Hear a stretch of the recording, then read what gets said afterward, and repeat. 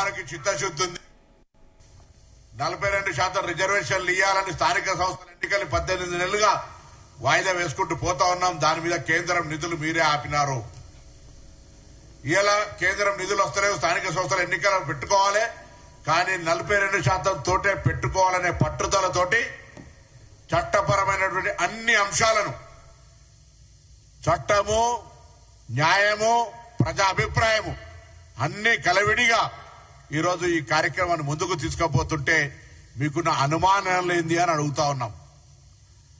మీకున్నటువంటి అభిప్రాయాలు ఏంది బలహీన వర్గాల పట్ల? మొన్న కూడా మేమందరం కూడా ప్రెస్ కాన్ఫరెన్స్ చేసే సందర్భంలో ఏది ఏమైనా సరే రిజర్వేషన్లు కాపాడుకోవడానికి అన్ని కుల సంఘాలు ఆనాడు తెలంగాణ సాధన కొరకు ఏ విధంగా జాయింట్ యాక్షన్ కమిటీలు ఏర్పడ్డాయో అదేవిధంగా ఏర్పడి మళ్లీ కాపాడుకుంటాం. ఎవరు కూడా కడుపుల కత్తులు దాచుకొని అలుపుకునే ప్రయత్నం జరగద్దు. రాజకీయ పార్టీల తాబేదారులుగా మారకండి. బీజేపీలో ఉన్నా, టీఆర్ఎస్ లో ఉన్నా మీ నాయకత్వాన్ని ఒప్పించండి. ఇంతకంటే బెస్ట్ మెథడ్ ఏముందో చెప్పండి. మా ముఖ్యమంత్రి గారు, పార్టీ అధ్యక్షుడు చెప్పినాడు, మాకు సీరియస్నెస్ ఉంది, 42% అమలు చేయాలి, దాని కొరకు ఏం చర్యలు తీసుకోమని చెప్పాలని అడుగుతా ఉన్నాం. లక్ష్మణ్ గారు అంటా ఉన్నారు ఆర్డినెన్స్ ఎట్లా వెళ్తుందని. నేను అడుగుతా ఉన్నాం, ఇలా మేమందరం కూడా తెలంగాణ రాష్ట్ర శాసనసభ చట్టం చేసి గవర్నర్ గారి ఆమోదం పొందిన తర్వాత నిజంగా బీజేపీలో మీకు సమర్థవంతమైనటువంటి మాట చెల్లితే రాష్ట్రపతి గారి ఆమోదం పంపించి 9వ షెడ్యూల్లో పెట్టించి ఎటువంటి ఆటంకాలు లేకుండా తీసుకుపోండి అని చెప్పి కోరుతా ఉన్నాం. అది చేయరు. మీ యొక్క సాంప్రదాయాలు, మనువాద సాంప్రదాయాల ప్రకారం ఆనాడు కూడా మండల కమిషన్ తెస్తే కమండలం పేరు మీద రిజర్వేషన్లు వ్యతిరేకించినటువంటి పార్టీ తెలంగాణ రాష్ట్రంలో బీసీ ముఖ్యమంత్రిని ప్రకటించి కనీసం శాసనసభ పక్ష నాయకుడు చేయలేకపోయిన మీరు బీసీ అధ్యక్షుడుంటే ఆ అధ్యక్షుని ఎదుగుదల చూడలేక బండి సంజయ్ని తొలగించి కేసీఆర్ మౌత్ పీస్ కిషన్ రెడ్డిని పెట్టింది మీరు. ఇవాళ అసలు ఆర్గనైజేషన్ కు సంబంధించి భారతీయ జనతా పార్టీ తెలంగాణలో ఇంత బలహీన వర్గాల ఒక చర్చ జరుగుతుంటే అన్ని రాజకీయ పార్టీలు మొన్నటికి మొన్న 5 ఎమ్మెల్సీలు వస్తే 5 ఎమ్మెల్సీలు బలహీన వర్గాలకు ఇచ్చే సందర్భం అయితే మంత్రివర్గం కూడా బలహీన వర్గాల మేరకే కూర్పు జరుగుతుంటే నాదో దారి తలో దారి అందరిదో దారి అయితే నాదో దారి అన్నట్టు మీ ఫ్యూడలిస్టిక్ మెంటాలిటీ తోటి బీజేపీ అధ్యక్షుడిని నియమించుకొని ఆయన రిజర్వేషన్ల గురించి మాట్లాడతాడు. మేము అడుగుతా ఉన్నాం, ఇలా కాంగ్రెస్ పార్టీ ప్రభుత్వం తెలంగాణ 42% రిజర్వేషన్లు చేయాలనే చిత్తశుద్ధితో ఉంది. భారతీయ జనతా పార్టీకి ప్రాతినిధ్యం వహిస్తున్నటువంటి కిషన్ రెడ్డి గారు, బండి సంజయ్ గారు, లక్ష్మణ్ గారు, ఇతర 6 ఎంపీలు ఇంక్లూడింగ్ ఆర్ కృష్ణయ్య గారితో సహా కృష్ణయ్య గారు వచ్చి మా గౌరవ ముఖ్యమంత్రి గారు కూడా కలిసిపోయినారు. మా ముఖ్యమంత్రి గారు ప్రకటించినారు అనేక శాసనసభలో బయట అఖిలపక్షం అంటే అఖిలపక్షం, మంత్రివర్గం అంటే మంత్రివర్గం ఢిల్లీకి వచ్చి ప్రధానమంత్రి గారిని కలవడానికి సిద్ధంగా ఉన్నాం. మా యొక్క ఆకాంక్షను పూర్తి చేయండి, మా రాష్ట్ర బలహీన వర్గాల ఆకాంక్షను పూర్తి చేయమని అడిగినాం. ఢిల్లీకి రారు, మాకు అవకాశం ఇయ్యరు, మీరు మమ్మల్ని రెస్పాండ్ గారు, మళ్ళీ అనవసరమైనటువంటి విమర్శలు చేస్తారు. ఏం చేయమంటారు చెప్పండి. దానికి తోడు టీఆర్ఎస్ పార్టీలో కనీసం ఇప్పుడు ఉన్నటువంటి చాలా మంది నేను పేర్లు తీసుకోదలుచుకోవాలి, ఎందుకంటే వాళ్ళు కూడా మా బలహీన వర్గాల బిడ్డలే. వాళ్ళని అడుగుతా ఉన్నా, టీఆర్ఎస్ అధ్యక్ష పదవి, కార్యనిర్వాహక అధ్యక్ష పదవి, శాసనసభ పక్ష నాయకుడు ఎక్కడ కూడా బీసీ ఎస్సీలు అర్హుతులేరా? వాళ్ళకేమో అయ్యే చేత కాదు, కానీ ఆ పార్టీలో న్యాయం చేయలేక, న్యాయం అడగలేక, న్యాయం అడిగేటువంటి పరిస్థితి ఆ పార్టీలో ప్రజాస్వామ్యం లేక తెలంగాణ కాంగ్రెస్ ప్రజా పాలన ప్రభుత్వం బలహీన వర్గాల కొరకు ఇంత ఒక చారిత్రాత్మక నిర్ణయం తీసుకొని ప్రజాస్వామికంగా న్యాయపరంగా ముందుకు పోతుంటే ఎందుకు ఈ సందర్భంగా అడ్డంకులు చేస్తా ఉన్నారు? కాలుకు నరుషుడు కాళ్ళల్లో కట్టెబెట్టినట్టు. వీలైతే చేతనైతే ఒక న్యాయపరమైన, సామాజిక పరమైన, రాజకీయపరమైన సలహా చెప్పండి. దీన్ని ఏ విధంగా అధిగమిస్తాం? నేను ఆ రోజు చెప్పిన, ఒకవేళ ఎవరైనా రాజకీయ పార్టీ, అది టీఆర్ఎస్, బీజేపీ, ఈ రిజర్వేషన్ల ప్రక్రియలు ఎక్కడైనా అడ్డం పడితే ఆనాడు తెలంగాణ ఉద్యమంలో ఒక్కొక్కరికి ఎటువంటి పరిస్థితి జరిగిందో ఇవాళ తెలంగాణలో ఉన్నటువంటి బలహీన వర్గాలంతా ఒక వేదిక మీదకి వచ్చి ఐక్యంగా ఇచ్చి ఈ ప్రభుత్వం ఇచ్చిన రిజర్వేషన్ ఒక గిఫ్ట్ ను ఆ అవకాశాన్ని ఎటువంటి పరిస్థితుల్లో జారిపోకుండా కాపాడుకునే బాధ్యత తెలంగాణ రాష్ట్ర బీసీ నాయకులది, బీసీ మేధావులది, బీసీలకు సంబంధించినటువంటి అన్ని రాజకీయ పార్టీల్లో ఉన్నటువంటి వ్యక్తులది.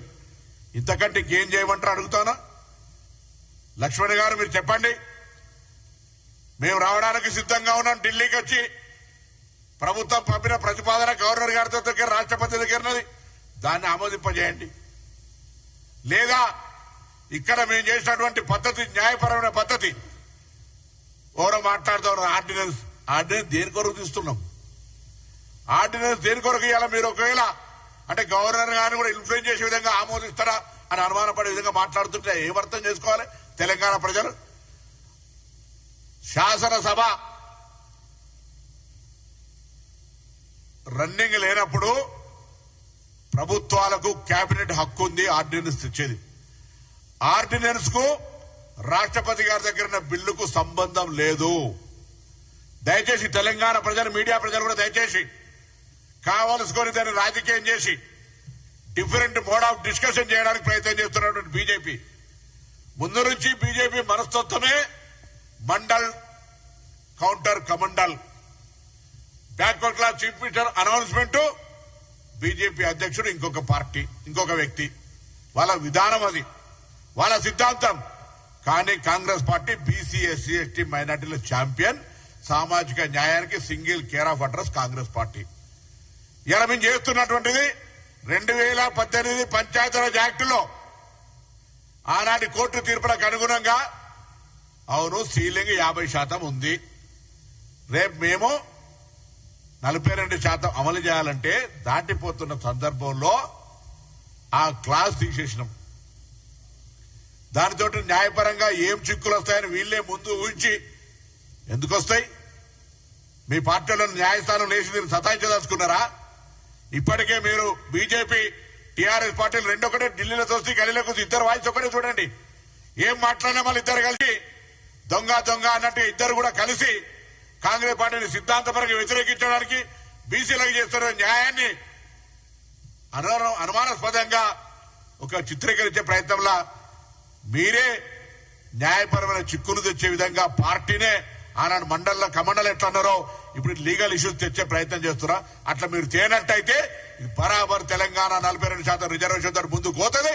ఈ తెలంగాణలో స్థానిక సంస్థలలో 42% ప్రజాప్రతినిధులు పెరుగుతారు. మీకు ఇష్టం లేకపోతే ఇటువంటి మాటలు బయటకు వస్తా ఉన్నాయి. ఇష్టం ఉంటే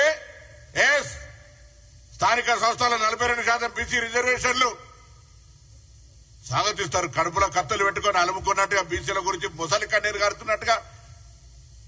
అసలు నాకైతే అనుభవజ్ఞుడు లక్ష్మణ్ గారు మాట్లాడుతుంటే ఆయన ఆర్డినెన్స్ గురించి మాట్లాడతాడు, లేదా రాష్ట్రపతి గారి దగ్గర గురించి మాట్లాడతారు, లేదా ఎట్లా తెలుస్తుంది అంటాడు.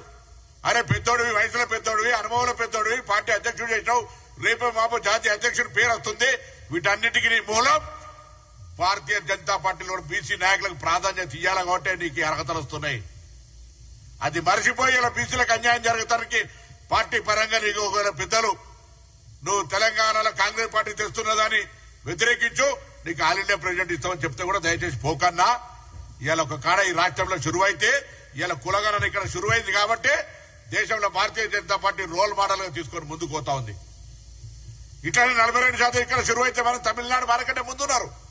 ఇవాళ ఇట్లా ఇక్కడ శురువైతే దేశం మొత్తంలో ఒక సామాజిక న్యాయం వస్తుంది. నేను ఒక మీటింగ్ లా జైస్వాల్ మీటింగ్ లా ఒక రాకేష్ జైస్వాల్ మీ బీజేపీ అయినా పిలిస్తే బీజేపీ ఎమ్మెల్యే వారణాసి అయిన మనోజ్ చెప్తాడు, అనిల్ యాదవ్ ఉండే ఆ రోజు బహుత్ బడి విప్లవాత్మక నిర్ణయం ఇది, దాన్ని నిజంగా దేశంలో కులగణన జరుగుతోంది, రాష్ట్రం మీద ఆదర్శమని పక్క ఆర్ఎస్ఎస్ వ్యక్తి మాట్లాడుతూ ఉండు. మీ పార్టీలో కూడా స్వయం సేవకులు కావచ్చు, విశ్వ హిందూ పరిషత్ వాళ్ళు కూడా వారికి అభిమానం బలహీన వర్గాలకు న్యాయం చేస్తుందని కాంగ్రెస్ పట్ల ఉన్నది.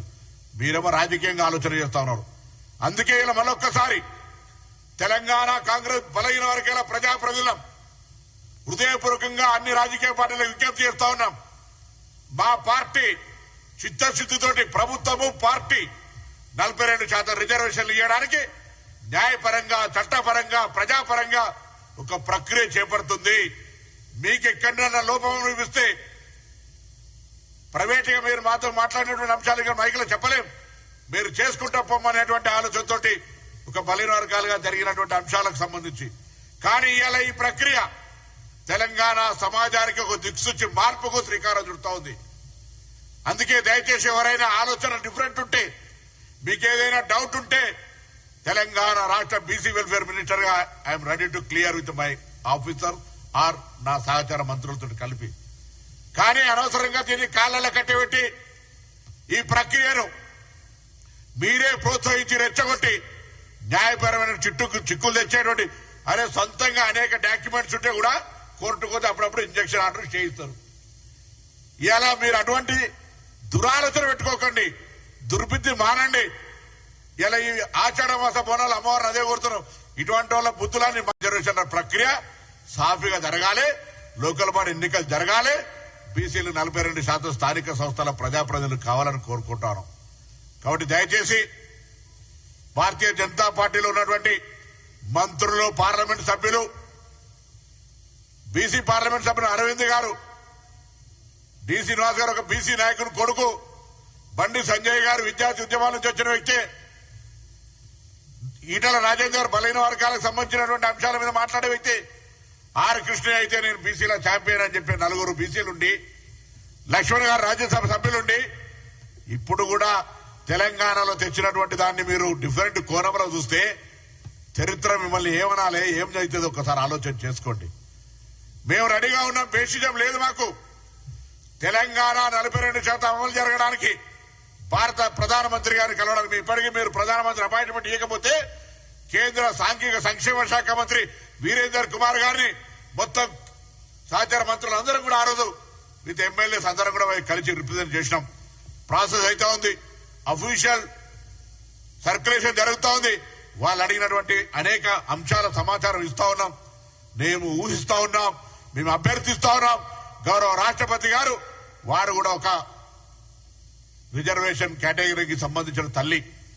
ఇలా మీరు ఇచ్చే నిర్ణయం, మీరు తీసుకోవాల్సిన నిర్ణయం ఎటువంటి రాజకీయ ఒత్తిళ్లు లేకుండా తెలంగాణ బలహీన వర్గాల అభ్యర్థన మేరకు, తెలంగాణ బలహీన వర్గాల ప్రజల ఆకాంక్షలకు అనుగుణంగా తెలంగాణ ప్రజా పాలన ప్రభుత్వం తీసుకునే నిర్ణయాన్ని గవర్నర్ గారు పంపిన దాన్ని ఆమోదించి పంపు తల్లి అని అందరం కూడా విజ్ఞప్తి చేస్తా ఉన్నాం, కోరుతా ఉన్నాం, ప్రార్థిస్తా ఉన్నాం.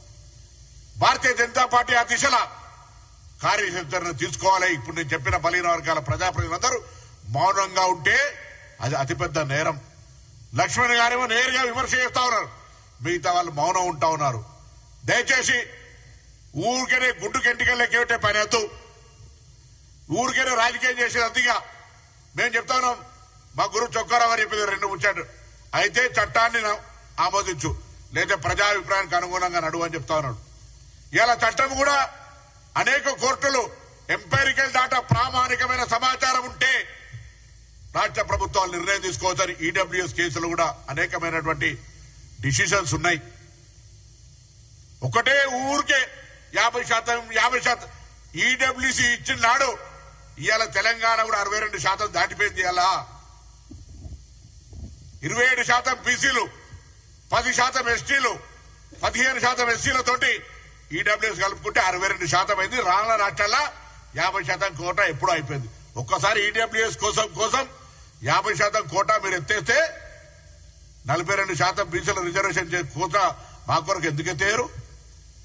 ఎందుకు బీసీలకు అంత చైతన్యం లేదా, స్పిరిట్ లేదా, ఆలోచించలేరు అనుకుంటున్నా? గ్రామాల్లో ఈ రోజు ఆనాడు తెలంగాణ కోసం ఐక్యంగా ఏ కుల సంఘాలు వంట వార్పులు చేసి జాయింట్ యాక్షన్ చేసినో ఆలోచన చేస్తలేరా? ఇలా కాంగ్రెస్ పార్టీ బలహీన వర్గాల కొరకు ఇంత ఫెయిర్ గా, ఇంత ట్రాన్స్పరెంట్ గా రిజర్వేషన్ రావాలని చేస్తున్న ప్రక్రియ గమనిస్తలేరా? ఎవరో అడ్డం పడుతున్నారో గమనిస్తలేరా? ఏ రాజకీయ పార్టీ దీన్ని మూల్యం చెల్లించక తప్పుతుందా? ఊరుకుంటారా బలహీన వర్గాల నాయకత్వం? ఇది మంచి పద్ధతి కాదు. అందుకే దయచేసి మరొక్కసారి విజ్ఞప్తి చేస్తా ఉన్నాం. మొన్న మేము శ్రీహరన్న కేశవరావు గారు అయితే అందరూ 2 చేతులు జోడించి దండం పెట్టినాం. అది బలహీనత కాదు, అది అభ్యర్థన. దాన్ని మీరు బలహీనం అనుకుంటే గ్రామాల్లో మా బలహీన వర్గాల బిడ్డలు సీరియస్ అయితే మొష కులాలు కొన్ని ఉంటాయి, జాగ్రత్త. అట్లా వద్దు. దయచేసి మాకు సహకరించండి. ప్రభుత్వ నిర్ణయం 42% రిజర్వేషన్లకు రేపు 42% రిజర్వ్ ఇచ్చాక మీ పార్టీడో మా పార్టీడో ఏ పార్టీడో బీసీ గెలుస్తాడు. అందుకు అవకాశం ఇవ్వని తెలంగాణ కాంగ్రెస్ ప్రజాప్రతినిధులం హృదయపూర్వకంగా విజ్ఞప్తి చేస్తా ఉన్నాం. జాగ్రత్త. నేను దాని మీద మళ్ళీ నిన్న మా అధ్యక్షుడు మాట్లాడిండు. దయచేసి ఇవాళ మా అభ్యర్థన దీనికి అడ్డం వస్తున్నటువంటి వాళ్ళ గురించి తప్పకుండా అది మాట్లాడతాం. ఎవరైనా వారు చెప్తున్నట్టు కొన్ని సామెతలు ఉండొచ్చు, కానీ మహిళల పట్ల కాంగ్రెస్ పార్టీకి అపారమైన గౌరవం ఉంది. కొన్ని కొటేషన్స్ ఉండొచ్చు, నువ్వు నేను మాట్లాడుకోవచ్చు, ఇంకో మహిళతో అటువంటి మాటలు మాట్లాడే సందర్భం తప్పు. అది ఎవరైనా ప్రజాస్వామికవాదులు అందరూ ఖండిస్తారు. సేమ్ టైం దాడులు కూడా జవాబు కాదు. మాటలు తప్పు, ఏదైనా డెమోక్రటిక్ గా జరగాలి. మేము ఇంత మాకు ఆక్రోశం ఉంది, ఆవేదన ఉంది. మేమింత న్యాయంగా చట్టపరంగా ప్రజల ఆకాంక్ష కొరకు ఇంత లీగల్ తీసుకొని పోతా ఉంటుంటే కొంతమంది స్టేట్మెంట్లు చూస్తే మేము కూడా దాడులు చేయాలి, కానీ మేము అంటలేము. మేము దండం పెడుతున్నాం, బతిమలాడుతున్నాం, ధైర్యం ఏమని అడుగుతా ఉన్నాం. గతంలో పాత మర్చిపోయి మండల్ టు కమండల్ అని చెప్తున్నాం. ఇవాళ మాకు సహకారం చేయమని అడుగుతా ఉన్నాం, అభ్యర్థన చేస్తాను. సో అటువంటి విధంగా ఉండాలి. ఏదైనా కొన్ని కామెంట్స్ అనేటువంటి అట్లా కామెంట్స్ తోటి ప్రాణాలు పోతాయి, కొంత పెద్ద ఉద్యమాలు జరుగుతాయి. అటువంటి కామెంట్స్ అనేటువంటి సందర్భం, సముచితమైనటువంటి విధానము, పద్ధతి ఎదుటి వాళ్ళ గురించి మాట్లాడినప్పుడు మాట్లాడాలని ఈ సందర్భంగా అనుకుంటున్నాను. మర్చిపోయి మండల్ టు కమండల్ అని చెప్తున్నాం. ఇవాళ మాకు సహకారం చేయమని అడుగుతా ఉన్నాం, అభ్యర్థన చేస్తాను. సో అటువంటి విధంగా ఉండాలి. ఏదైనా కొన్ని కామెంట్స్ అనేటువంటి అట్లా కామెంట్స్ తోటి ప్రాణాలు పోతాయి, కొంత పెద్ద